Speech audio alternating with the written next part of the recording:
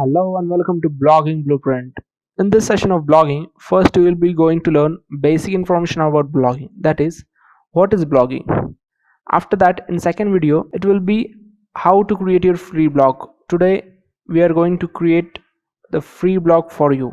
After that, in third video, it is how to post your first article. We are going to see how to post the article in your blog. And at last, I'll be showing you how to link your blog to Google Analytics. So let's start with the first information, that is basic information. It's what is blogging?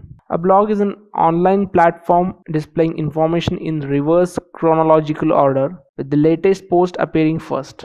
And it's also a platform where a writer or even a group of writers share their views on an individual subject. So if we talked about blogging, there are many reasons to start a blog for personal use, and only a handful or strong ones of business blogging. Blogging for businesses, projects, or anything else that might be bring you money and has very a straightforward purpose.